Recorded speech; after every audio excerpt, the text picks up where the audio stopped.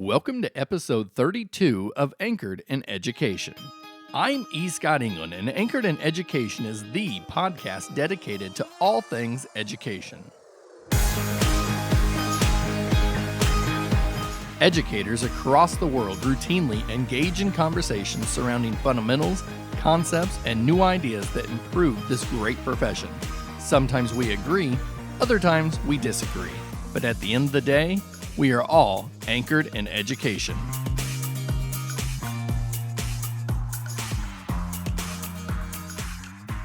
Last week on Anchored in Education, my guest was retired Navy submarine captain David Marquet. We spoke about his best-selling book, Turn the Ship Around, which highlights how David took over the worst-performing submarine in the entire Navy fleet and turned it into the highest-ranking submarine the Navy has ever had. He did so by utilizing intent-based leadership. David began utilizing this style of leadership when he realized his crew would blindly follow his orders even if they knew they were the wrong orders. That is the leader-follower model, and it can be dangerous. What David wanted was a leader-leader model. Essentially, he wanted a crew that was empowered to think and act like a captain. We talked about how he could apply this in our classrooms, our schools, and our districts. But I got to thinking, how often do we hear about someone's success or methods and think, how was it really perceived? I think I have come up with the answer to that question.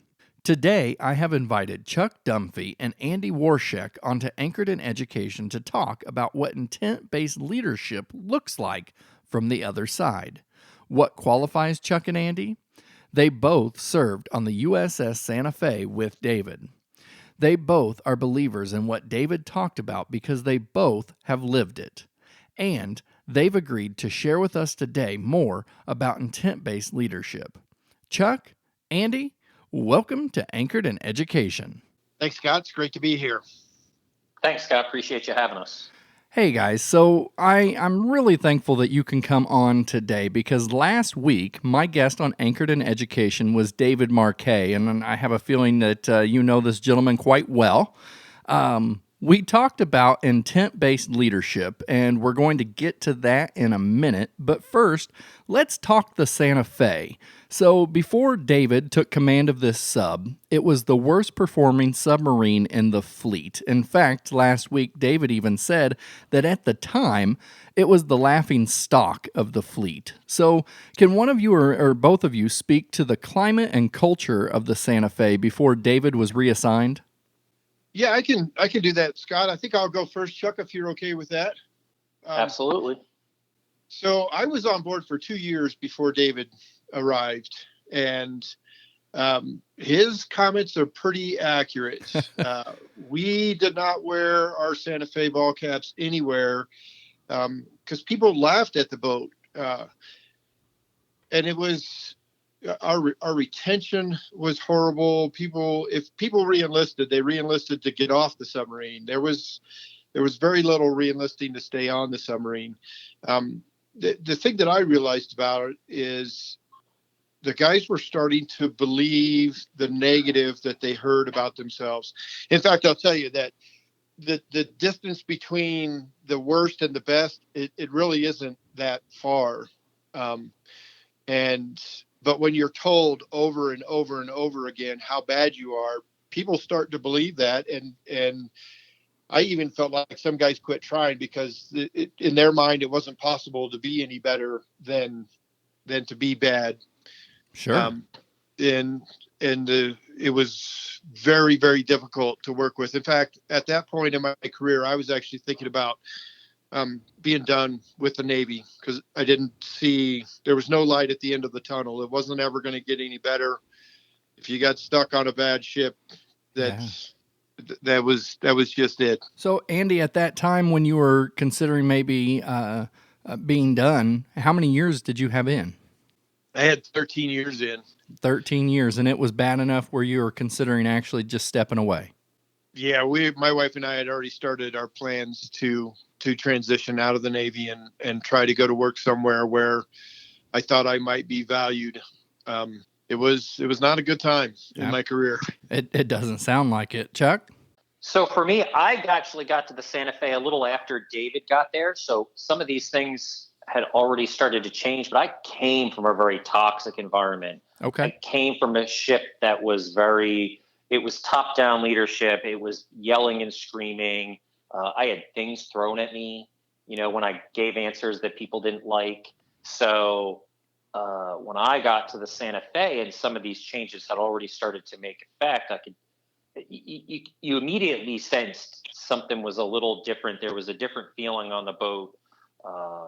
And so I was really, really happy when I got to the Santa Fe. It really changed the way I thought about the Navy, because I think like a lot of officers, I was the supply officer on the Santa Fe, and like a lot of officers that I know, you never had this intention of joining the Navy and being in the Navy for 20 years. You were like, oh, I'm going to go in and do this. But definitely one of the big reasons I stayed in the Navy and ended up doing 20 years was, I was on the Santa Fe and I saw what it was like to be in an organization that ran really well, that had a really good culture, and the effect that had on me alone. And I can't speak for anybody else, but for me, it kept me in the Navy. It made me want to be a better officer. And I had a vision for what that would be, to where I didn't really get that from my first ship.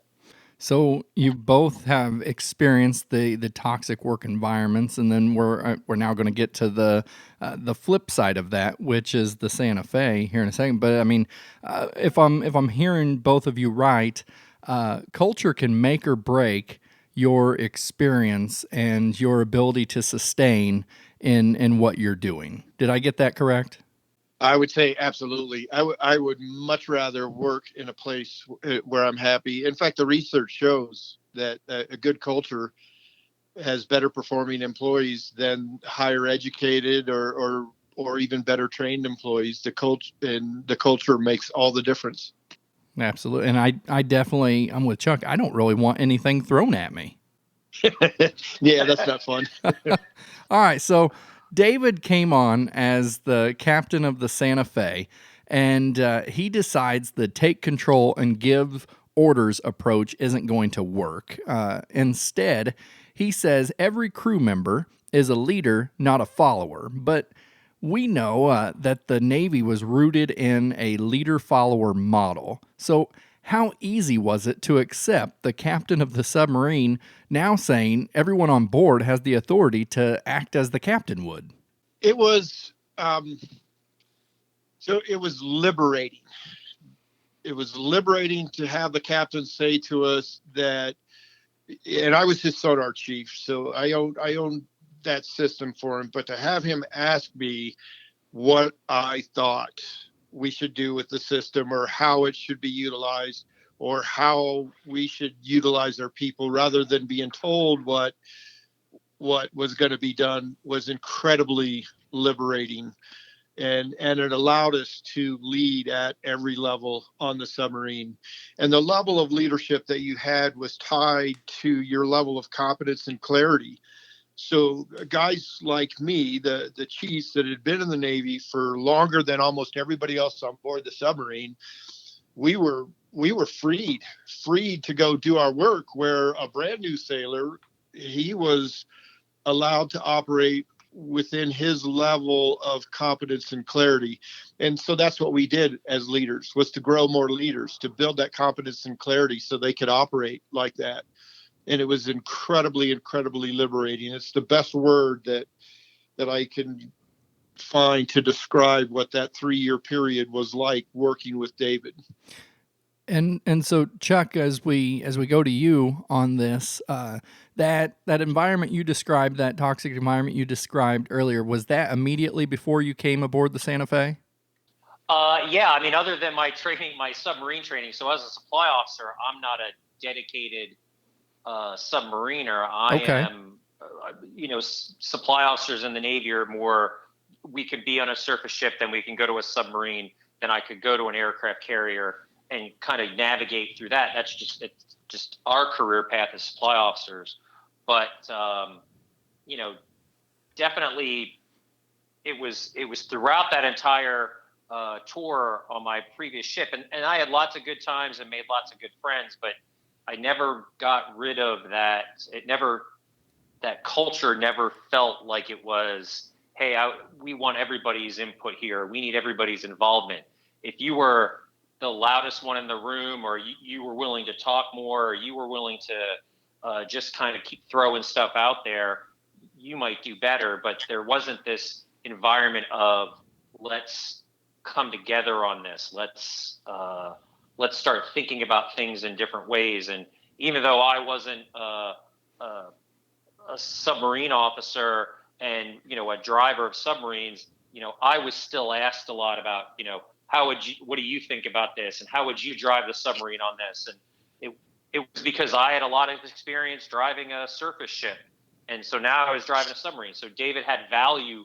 We put value on my experience on a surface ship to bring that to the submarine, I was surprised. It was just a great feeling to have somebody be like, hey, Chuck, you have a lot of experience driving ships on the surface, so I value your input on driving this submarine, especially when we're on the surface or close to the surface. You have a better feel for what some of the ships can do. So, and I think that's how Andy felt too. His whole job in life was to listen on how ships were operating on the surface, and just the mere fact that David would ask your opinion and it would come into the conversation. It wasn't like he specifically singled you out. That was the culture. You're going to give your opinion because we know it's valuable. Was there any doubt from anybody when David said, "Hold on, we're going to do something different. Everybody's a leader"? I mean, was there any doubt on the captain saying this, like apprehension, I guess? It's actually kind of funny to me thinking back on it, because there were probably 5 or 6 of us chiefs that when David introduced this to us, it was like a brand new career had started for us. We were actually going to get to do what we joined the Navy to do. It was incredibly powerful. And we went probably further and faster than David was even ready for in a few cases. But then there were the naysayers, and there were a couple of them. And I remember the first time walking back into the chiefs' quarters where the chiefs met, and walking like a foot off the ground. I was so happy to be able to do my job and to be valued and talk to the way that David talked to us. And I walked in there, and one of the crusty old chiefs was like, "Andy, what are you doing?" And I'm talking about how happy I am to be doing my job. And he's like, "Look, he's just trying to trick you. So when things go wrong, he can blame you." Oh. And I was like, wow, how could that even cross your mind?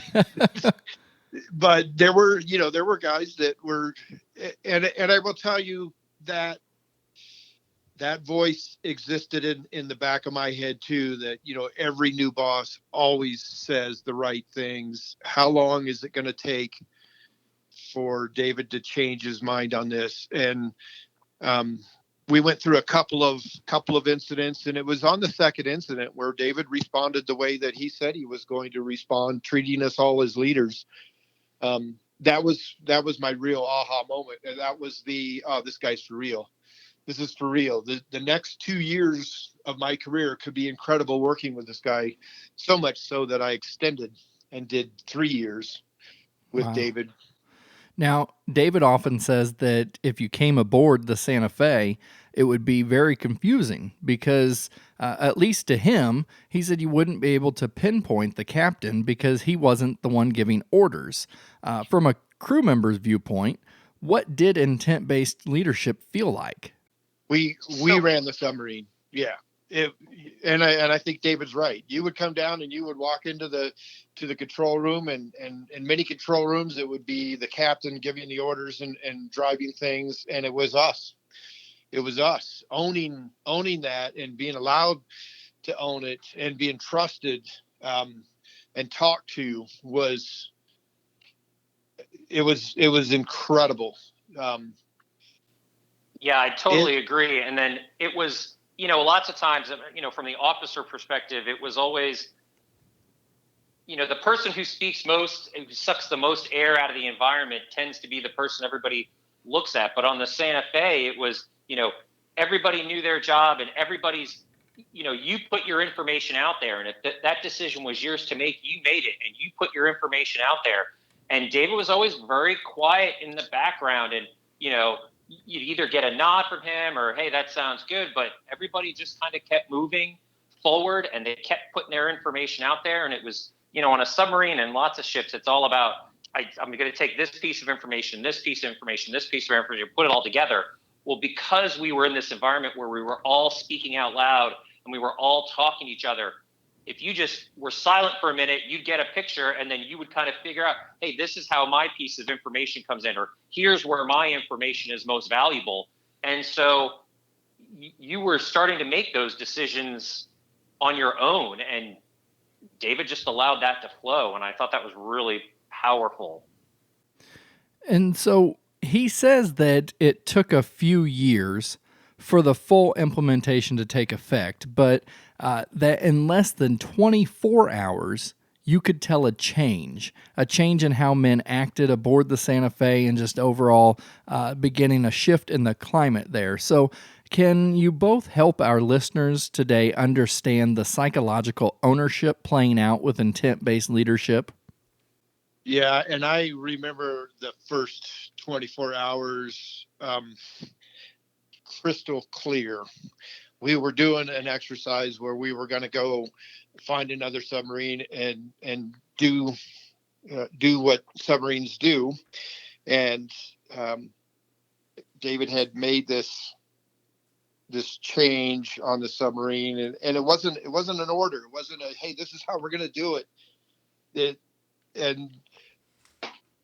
It shifted the ownership for what was going to happen on the submarine to the rest of us. And that first gathering we had of the people that were going to be involved with this, sonar, weapons, the other officers that were going to be driving the ships, the enlisted guys that were going to have their hands on the controls, when they got together to talk about it, you could sense this. Oh, I'm not here to have David tell me what to do. I'm here to tell David what I think the best thing is for us to do. And you could see this. It was almost like a physical change in people, from heads that hung and shoulders that drooped, to people that were standing tall and speaking about their role and what we were going to do. And now, unfortunately, we didn't do it perfectly after that. But and that's where it took 2 years to make it to fire on all cylinders. But in less than 24 hours, there was a marked change just in the physical appearance of the crew. This head down, always looking down, it radically changed. And I think that's why the one chief I was telling you about before, he saw the change in me, and that prompted him to ask.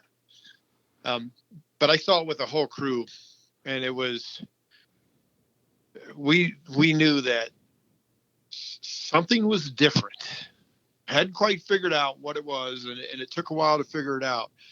But just that psychological ownership shifting to the people that were going to be performing the actions and the functions, and it spread to everything, to weapons, engineering, the guys that were feeding us, the guys that were supplying parts for us, the guys that were navigating. It was pretty incredible. And so, Chuck, your situation a little bit different. So can you talk about when you first came on? First of all, had you heard about the Santa Fe and the intent-based leadership prior to coming on, or was it something you experienced once you got there? It was definitely something that I didn't experience until I got to the submarine. And, if my memory is correct, when I had gotten orders to the Santa Fe and started going through the pipeline for training, I tend to think some people hadn't heard about the change on the Santa Fe, because people are like, oh, you're going to Santa Fe. Oh. And I think, if I remember correctly, that's exactly the way it was happening. But definitely when I got there, it was almost immediate that, your voice was valued and your opinion valued. And we tell people now it's, you know, you want people to speak up, but you know, why don't people speak up? And why? Because people are afraid to be blamed. And I tend to think that's, you know, that's what happened to me on a previous ship. And I'm guessing that's what was going on in the Santa Fe is you kept your mouth shut because you didn't want to get blamed for something.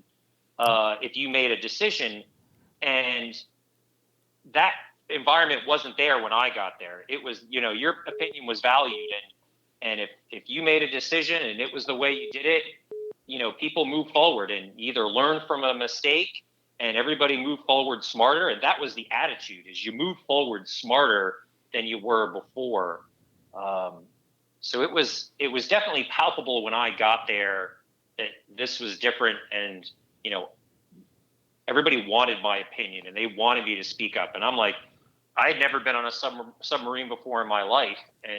But people were still asking me, you know, hey, what do you think about this? And it was about things other than supply, you know, hey, what do you think about this damage control, how we do this damage control stuff, or how we operate the submarine close to the surface or on the surface? You know, people were asking me questions about that because they knew I had experienced stuff elsewhere and I might have valuable input to it. And I mean, just in hearing both of your guys' story, I can just imagine that psychological ownership, just the everything, you know, Chuck, you feeling accepted, not being on a submarine before, and Andy, knowing that you're finally going to be able to use the talents that you signed up for, and the whole reason that you're in this. And so I guess, and we're going to continue on in the story here, but at what point, Andy, you mentioned you didn't even wear the Santa Fe hats on. When did you become proud of that Santa Fe hat again? For me, it was almost immediate, and partly it's because that's what I wanted. You know, I wanted to be proud of where I worked at and what I was doing, and so it was almost immediate. Now I had reason to be proud, and the change happened so quickly. The full implementation took a while till we had the majority of the crew bought in, but oh man, that's just hard. That's hard to summarize what happened there, but it was almost immediate. It was almost immediate for me. And I would say for about 6 of my fellow chiefs, and for some of the crew members. For some of the crew members, it took a while. It took a while to see that, yes, this guy's serious. And that came with this consistent repeating of the message, the consistently operating in this intent mode. In fact, Chuck and I were talking earlier today that in all of our experiences, you know, I worked with David for 5 years. For 5 years, and the prior 13, most people that I worked for, if things didn't go their way, the first response was to start yelling at people. And for 5 years, I worked with a submarine officer who was trained to lead men and to lead a submarine, and the man never yelled once. Wow. And that was just, for me, totally changed what I thought leadership was. Sure. And in just a year, so the Santa Fe had an inspection, and it was good, no complaints. But a year later, there was another inspection, and this time it received the highest grade the Navy has ever seen. So now I think we're interested in hearing if you can describe the reaction of everyone on board when that highest grade was handed down. Yeah, that's a good question. And it's funny because I'll tell you, about a third of the crew had nothing to compare it to. Where Chuck and I were experienced sailors, we had things to compare it to. Probably about a third of the crew, that's just what they expected. And I'll tell you, there was a 2-part reaction on mine. One is, this works. Okay, it works, allowing people to do what they're trained to do. It works, and here's the validation. Look what we just accomplished. And then on a little bit of the other side of that, there was the, man, our grade should have been higher. We could have done this better. I guess they didn't see us make that mistake, because it wasn't about what other people evaluated us at. We were now working on how do we become better, not, hey, we're good. Let's coast along. There was this culture of how do we get even better? And that was, I think that opened the eyes of a few on the crew too, that, man, this works. You don't have to, you don't have to lord over people to get them to do what they signed up to do. You create an environment where it's easy for them to do what they signed up for do. And that's what David did. That's what he accomplished. He created this environment where it was easy for me to be a good sonar technician. It was easy for me to be a good chief.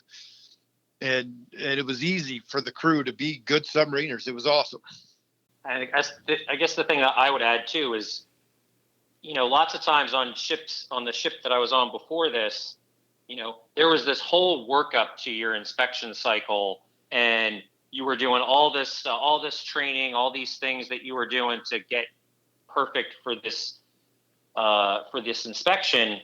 On the Santa Fe, it was built into the way we worked every day. So I think the reason some people kind of didn't realize what had kind of happened was because it was the way they acted every day. It was the way that we trained.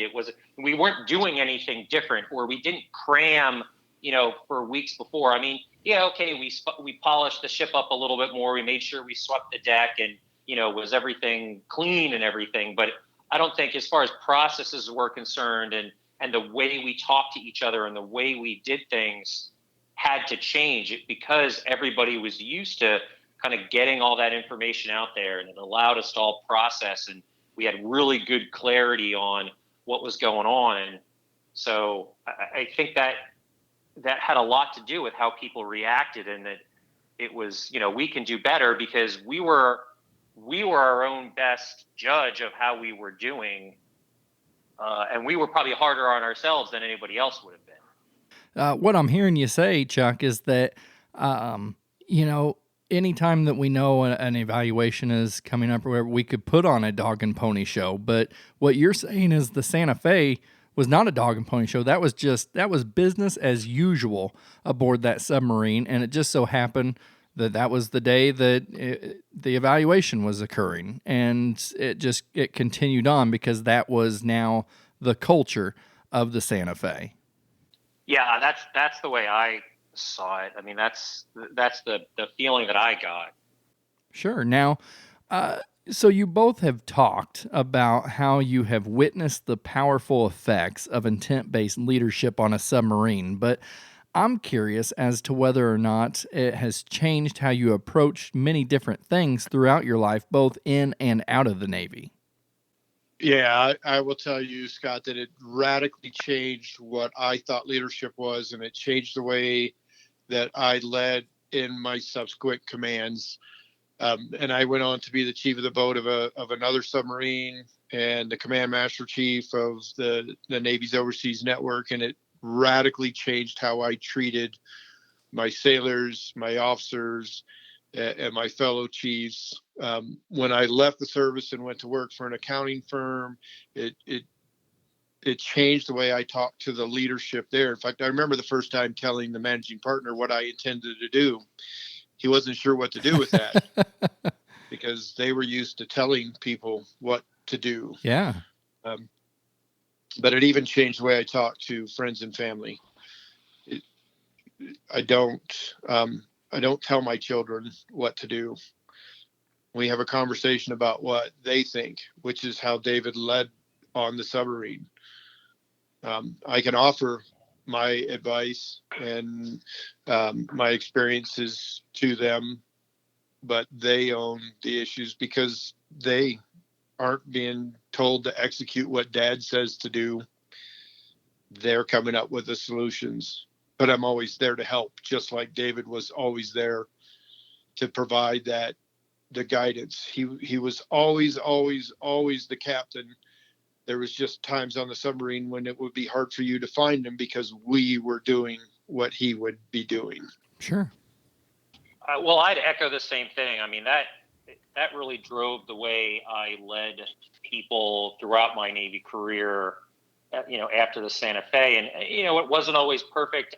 Uh, I tended to give too much control, and then things would happen, and it wasn't always clear to me, hey, why did this happen? And so there was some pain there, but I think, especially as I got more senior in my Navy career and went to my third ship, which was a large amphibious assault ship, and had lots of sailors. And when you started saying, well, what do you think about this? And what would you intend to do? And they kind of stared at you and were like, what? And, but then when you did it, and whether they were successful or not successful, you were always, hey, that was a great idea, or hey, that didn't work out quite right. Let's everybody figure out how, there was no incrimination. So, let's figure out how we can do it better. And you could see in those sailors that just the pride that they started to take in their own work, and the value that they took from that,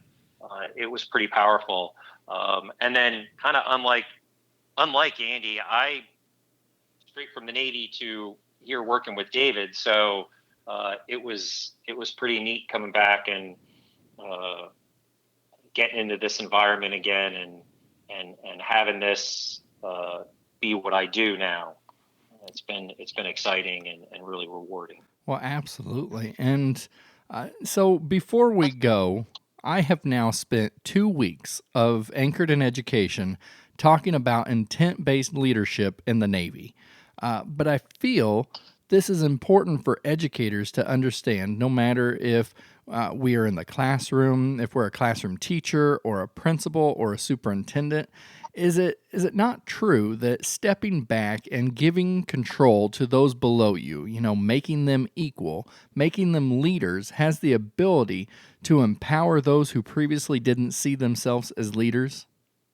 Yeah, I think that's exactly how you get people to think instead of just do what they're told. It's when you give them control and allow them to lead at their level. That's when you get thinkers and contributors and people that are bought in, instead of people that are just coming to do and get their paycheck. And that's what causes that psychological ownership to shift, is giving control and allowing people to do what they're trained to do. In the education world, we have a lot of educators in the family, and I will tell you that those that have control over their classrooms, they're the happiest. Oh, That absolutely. I know. They're the ones that love what they're doing. Incredibly powerful. And Chuck, we're going to you next, but you were my first contact whenever I reached out, and you and I in our first exchange talked about how intent-based leadership can spill over to the schools, and you've thought about this a little bit. You told me so. Can you help us out as well, seeing how we can be using this in the education setting? Yeah, absolutely. And just because as I was doing this job, and my wife was a teacher, and so I had a little bit of experience just, hearing from that side. I absolutely think as a school is almost a perfect corollary to a submarine, in that it's a pretty self-contained unit. There's a principal who works with the outside world. The teachers are kind of focused in as the crew of the school. And so I absolutely think intent-based leadership would absolutely work in that environment. We tell people all the time, Jeff, you have to find your submarine, just because that's our story. But I absolutely think you can do it there at a school. And I think, everybody has their talents and expertise, and definitely experience throughout the school. And if you can open that up, I think it's hugely powerful. And I think Andy's right. The teachers that have the most control over what they're doing and how they're doing it are probably the happiest and most wanting to do more and more. And it's all about those little steps. And if you can do it at small increments and get people moving in the direction, I think momentum builds and it can just grow and grow. Well, I'm definitely a believer And after I had read this book a few years ago, now after talking to David last week, after having the opportunity to talk to both of you today, I hope other educators can understand what we're trying to say and how this can be empowering and the whole psychological ownership. So, Chuck, Andy, thank you so much for joining me on Anchored in Education today to talk more about intent-based leadership. Yeah, thank you, Scott. It was a pleasure. Yeah, I enjoyed it. Thanks again. Now, you can follow Chuck and Andy on Twitter. Search at Chuck Dunphy and at Andy_Worshek to find them. And don't forget to visit escotengland.com and click on the Read More link to read more about Chuck and Andy, as well as find the link to David's book, Turn the Ship Around. And don't forget to subscribe to Anchored in Education on whatever platform you get your podcasts on. Seeing new thoughts, ideas, or initiatives from all sides can at times help understand just how effective they really can be. I became a believer by reading Turn the Ship Around, but I know that some may need more than that. Having Chuck and Andy on today is equivalent to a teacher being excited about a new teaching method and then hearing from the students. If the students are equally excited and can see the change, then you know you have success. We need to make sure we are turning followers into leaders. Even if someone does not aspire to be in a leadership position, we need to make sure that we are empowering them to make decisions on their own. A great educator can become even more effective by empowering those who serve under us to make more leader-minded decisions. It is more than just delegating. It is creating individuals who can think and act like leaders. We can create an amazing environment that not only builds leaders, but keeps this amazing environment going long after we step away. We have no excuses. We've heard from the captain, now we've heard from the crew, and they all give their highest rating with a confirmation that this will also work in education. As Chuck said, it's time to go find our submarine, because at the end of the day, we are all anchored in education.